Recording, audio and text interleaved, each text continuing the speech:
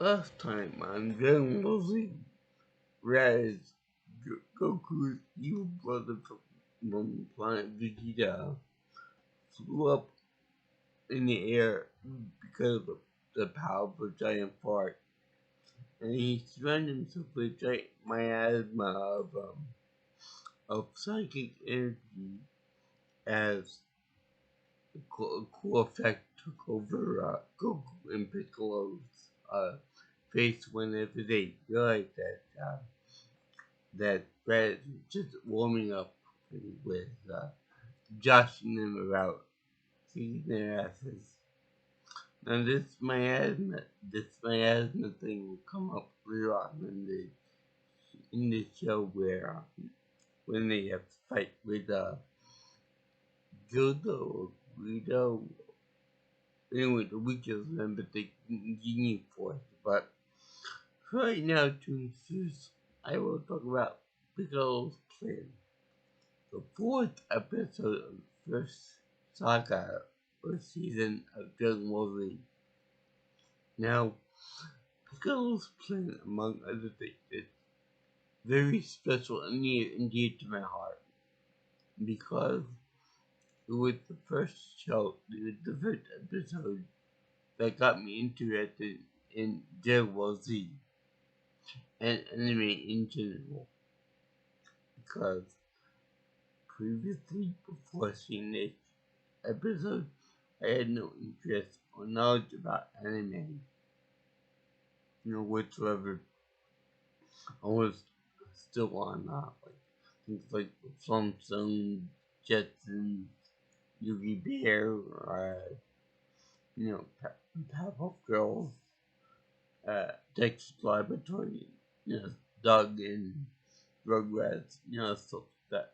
Those are the childish stuff. Although Johnny Bravo was funny because he was always trying to get laid. But that's not the point. This episode is really, really awesome because it introduced me, number one, to the Kamehameha, number two, to different energy attacks and all the fighting that was involved with this type of TV show. And third of all, he introduced me to the game I like to call Goku's voice actor does a bunch of screaming in different pitches, and for an exaggerated amount of time in some instances, like I'm looking at you with Super Saiyan 3, during that transformation. I believe that the voice actor for Goku in this case, Sean Chamel, I think is how you pronounce it, went for a record. Well, I'll get more into that later on. That thing is very, very epic and very awesome. Well, right now, suffice it to say, this first true action episode is really, really good. Because, like I said, it was my first introduction to the Riders fight, and this thing was like pretty awesome. Even though they do have a point where he fights Goku and Piccolo head on, where the two guys are fighting with all the heart and soul to beat this guy. Basically, just Brad just waving his arms like that, like this, go around and around in circles really fast and stuff like that. So it's kind of a fun, especially when he gets, you got two really, very powerful fighters and warriors going against this alien, and it's a 2-on-1 fight, but they immediately wrecked his ass. They immediately get wrecked by him again, like Goku did in the stomach, episode 1 or 2. But he gets kicked like a dog kick. him and Piccolo to get wrecked really quickly by Raditz. And there was this part where he goes up, flies up in the air. The very interesting camera 360 around Raditz, in which it shows his backside. Okay, that's fair enough. Then they go into like the front end of it, where they show a very phallic placement of his front crutch guard on the armor. But, okay, you could argue either way on that one, but I think it's weird that they put it like that. But anyway, he flies up and he goes up to to try to shoot the two guys following him. If they want to destroy him and put him into the evil ways. Now, this could actually be seen as like a trap type of thing, but then they don't know any better about the scenes and stuff. And so Raditz ends up blasting both of them. Now, Goku ends up dodging the attack, which, um, earlier in the episode, they show him flying up and staying in the air for a good minute or so. Now, I have to ask just one question. Why the hell is he using the flying nimbus cloud if you can do that?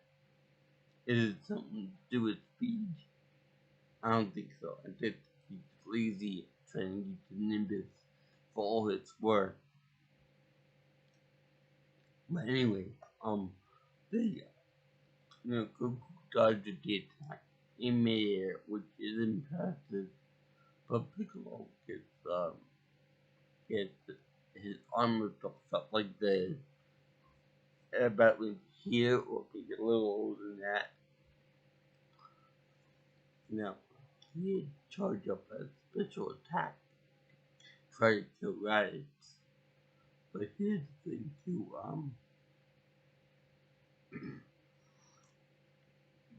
Goku makes a point that, that he's gotta charge the attack using on one arm, and it's quite difficult he can. But the thing is that, as we at least in other episodes and future episodes, Piccolo has the power to regenerate himself. A little bit slowly at first, but can regenerate himself. So I don't get why he doesn't use that power on himself and make the cycle a little easier. It'd be a lot better for him and Goku if he could do that. If we all was being. But then we also introduced to the Kamehameha wave attack, which I never saw Dragon Ball, and I still haven't seen the entire series of it, but it's pretty awesome. Especially when he fires it mid-air, he did like he controls the direction of it, which I think he has done where it tracks the person target, but I'm not sure that he does it with kind of like a dragging effect on the source of the beam itself, like it elongates for when he shoots up and it follows the beam will actually follow his direction. It's kind of like to show you where he shows from the show, but he does that. He runs away from it, little baby, until he figures out that he can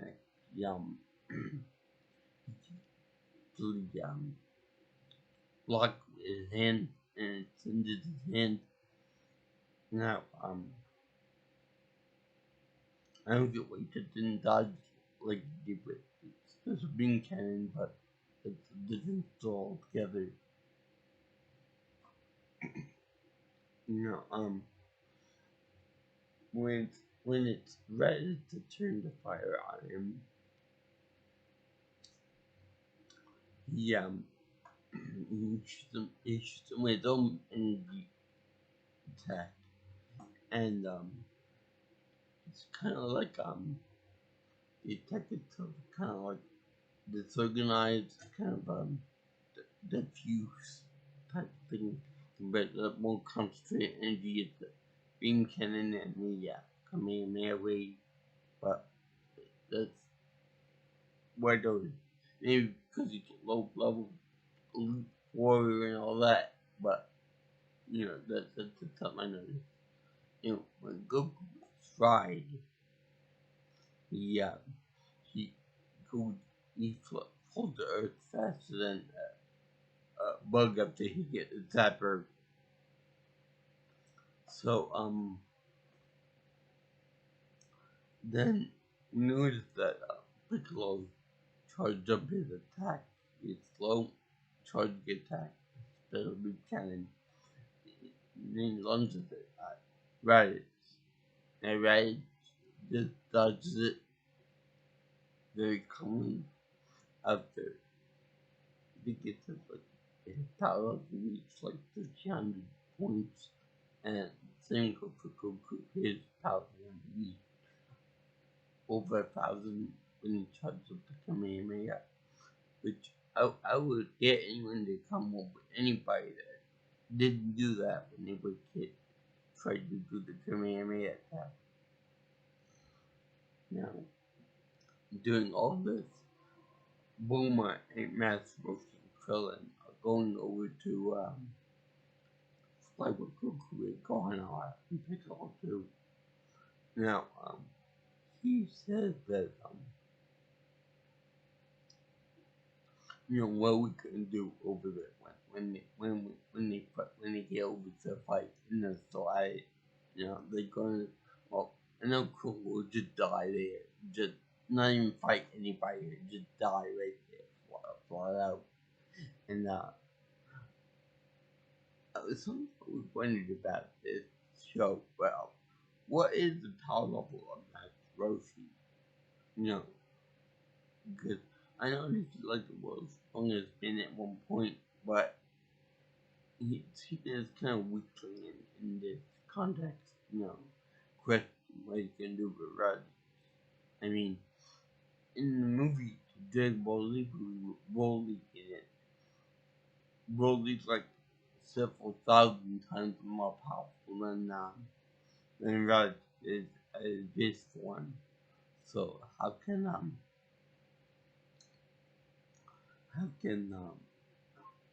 go how can Roshi do anything to Raditz than I mean how can he do anything that Broly that was the case? But I digress. You know, maybe they took a distraction. Maybe Krillin could distract Raditz with his shiny head or something like that. He could miss the target. So it shows that Piccolo uses the big cannon, but he misses it, and this attack can easily overhaul the mountain. It's more of a drill than anything else. Whereas the attack, when it misses, it can destroy whole mountains, not to put a hole in it. But I gotta say that I like the fact of Goku charging it right. His head is pulsing, pulsing. I guess energy or something. But now I should also point out that the B squad are flying to the main fight, and the main fight is in the spinach flats, and also area with a flinging, reminding me of the bouncing rocks in the Badlands in the United States. So,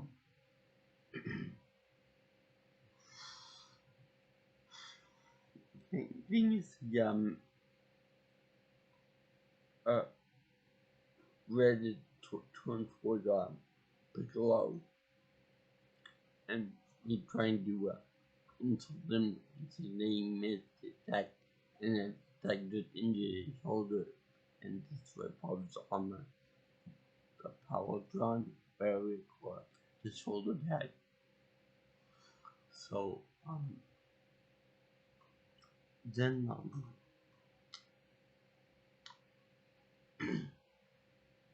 Goku sneaks up behind Raditz and grabs his tail.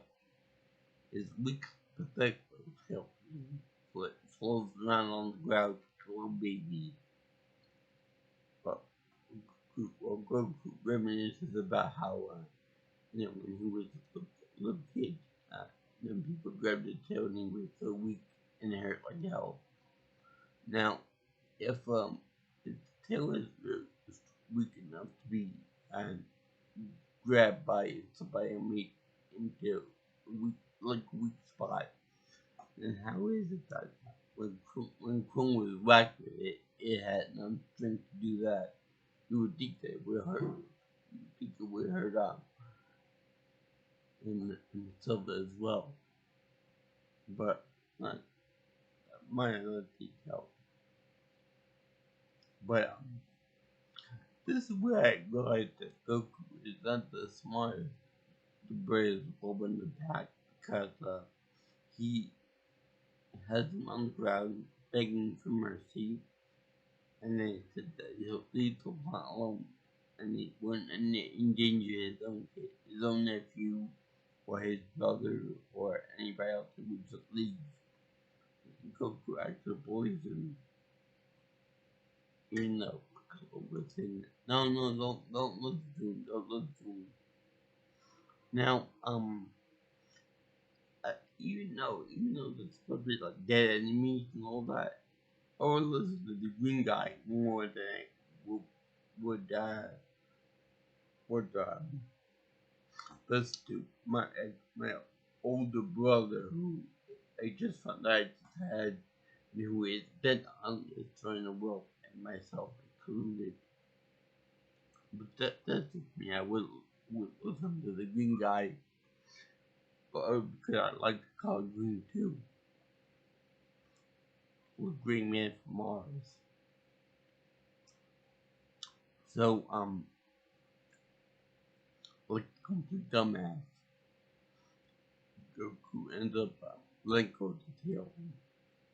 Raditz ends up beating up Goku, beating to nice up Hope, and he gets on the floor. Now, all this time he's doing this, he got on a scooter that the Chichana, like, can't read the power level of opponents. I don't know how it works like that, but you can do that. Now, Piccolo, Goku can also do high power levels. Now, the reason why I'm bringing this up is because Gohan and his little pod in the imprisonment in Red Space Pod is actually powering up, and nobody detects it. Goku, Piccolo, Red, they don't detect it. So, whoopsie.